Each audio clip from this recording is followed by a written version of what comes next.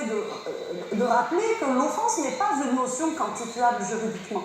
Le droit de ne pas être blessé n'existe pas. Seul le droit intangible à la liberté d'expression existe. Donc si des personnes sont offensées par les propos d'autrui, elles ont toute la latitude d'y répondre par l'argument, de se fendre d'une tribune, d'appeler à un débat, ou d'éteindre leur télé, ou de ne pas acheter un journal. Est-ce que vous répondez? Si les personnes souhaitent débattre, tout à fait, j'estime qu'il faut un débat, mais en aucun cas, on ne peut exiger de l'autre de se taire, de cesser d'exprimer ce qu'il pense. Est-ce que vous le ressentez?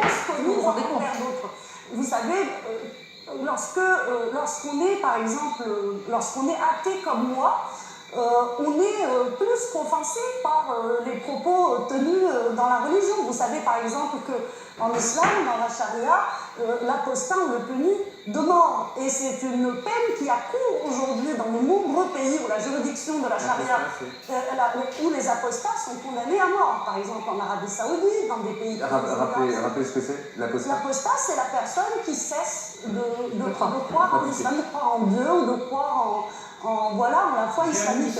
Donc ce n'est pas parce que cela m'offense que je me bats contre ça. Je me bats contre ça parce que c'est une violation des droits humains que d'exécuter les personnes qui ne croient pas en Dieu. Par contre, lorsque les traditionalistes d'une religion me demandent de me taire parce que j'offense leur religion, je leur dis, bah, écoutez, en fait, vous m'accusez de blasphème. Et bien si c'est le cas, moi j'estime que le blasphème n'est pas une notion juridique en France. En France, nous avons le droit de dire ce que nous pensons des religions, et je me saisis, je me réserve la liberté de me saisir de ce droit quand je veux, juridiquement.